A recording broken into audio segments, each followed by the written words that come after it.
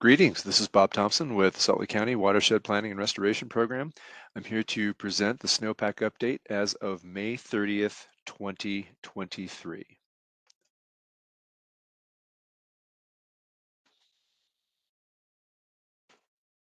So, our snowpack currently. These numbers get a little wonky this time of year because normally there isn't any snow in most of these basins. So the Price San Rafael watershed has 6,100% of normal. That is because there's not normally snow at this point. In our neck of the woods, the Provo, Utah, Jordan Basin has 421% of normal snowpack, which is still a significant snowpack for the end of May. So I'm going to go directly to the sites that still have snow. The lowest elevation site in City Creek that still has measurable snow is the Lookout Peak Snowtel site. And again, these numbers are measured in snow water equivalent, which is not the same thing as depth of snowpack. It's how much water is contained in the snowpack. So most of the snowpack, you can see that black line has receded greatly in the last little bit. Most of the snowpack is melted off at this point. So we've still got almost 15 inches of snow water equivalent in the upper reaches of City Creek Canyon that need to melt off. And in the very top of Parley's Canyon, you can see this is the Lambs Canyon snow water equivalent site or snowtel site. You can see we've got just about 15 there as well, but we don't have a very long period of record on this site, so the average numbers can be a little skewed low because we've had some low snow years since this site has been installed. So the 2023 snowpack you can see was significantly higher than it has been in the past, but it has been melting at a very favorable rate. Now, when we move further south, Big Cottonwood still has snow on the north side or south-facing slope. So this is the snowtail site at Mill D. This one, you can see we've got just about 16 inches of snow water equivalent that still has to melt off the south-facing slope. Further up the canyon of Brighton, we have a little bit less. We have not quite 7 inches of snow water equivalent that still needs to melt off, and this is mostly a west-facing slope. Now, when we look at the north-facing slopes in Big Cottonwood Canyon, it's a different story. So this is data collected by Salt Lake County, and at the lowest elevation we collect, which is about 8,795 feet, you can see we've still got in the neighborhood of 45 inches of SWE. That's still a significant amount of snow that needs to come off that slope. A little higher up in Big Cottonwood Canyon at almost 9,500 feet, this is still a pretty incredible number. We've still got about 75 inches of snow water equivalent that needs to come down off those slopes. And at the highest elevation, we measure about 10,300 feet in Big Cottonwood Canyon.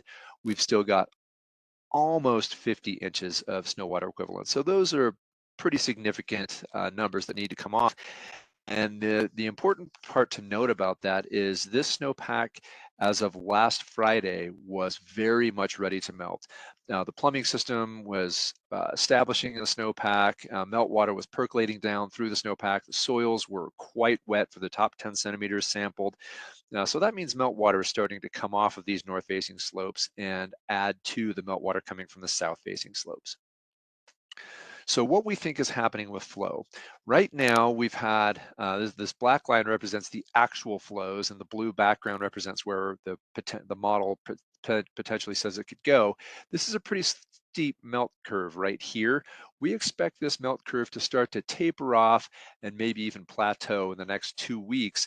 But that estimation is completely based on weather patterns. So worst case scenario, we may actually get slightly above this red line if we get some really unfavorable melting weather, meaning 5+ days of really hot, intense sunlight beating down on that snowpack. But that is not really what's forecast at this point. So like I said, I believe we're going to start to plateau and even see these flows start to come down in the next few weeks. Little Cottonwood, we still have a fair amount of snow that needs to melt as well. So this is the Atwater site just across from the town of Alta, and we still have over 30 inches of snow water equivalent that needs to melt off this this part of the Wasatch. Further up at Snowbird, we've got about 9,100 feet. We've still got about 35 inches of snow water equivalent that needs to melt, but we've melted a significant amount, which is really good news at this point. As far as our measurements go, Salt Lake County has measured at 8,960 feet in elevation. We've measured just over 40 inches of snow water equivalent that needs to melt off. Further up the canyon, we're almost 80 inches of snow water equivalent. So that's a very significant amount of snow that still needs to melt. And at the top measuring site, we've got just over 50 inches of snow water equivalent. And these sites are ready to melt with the exception of this top one. This top one still has discernible snowpack structure. The soils underneath it are actually completely dry. So that tells us that this top elevation band in Little Cottonwood Canyon really isn't adding to the melt water in Little Cottonwood Creek as of last Friday. This week, it could be a different story. So our predicted flows in Little Cottonwood, we've had a nice pickup in those flows. In mid-May, we reached almost 700 CFS, which was really good news. We picked that up and we melted off a lot of snow.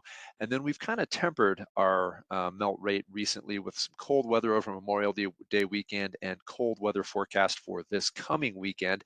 So kind of like Big Cottonwood, we expect to see this melt curve start to flatten out and plateau over the next couple of weeks. We really don't think it's going to reach these predicted high values now that we were worried about earlier this spring when we didn't know what weather was going to do. So the question is, what is weather going to do? Well, over the next 7 days, we've got a continued wet cycle. So what that means is right here in the Wasatch Front, we're expecting more afternoon thunder showers to pop up, and that does two things. Number one, it shades the snowpack and keeps the direct sunlight from really beating on it too much. And number two, it tempers the temperature. So we don't have the really hot temperatures working on the melt.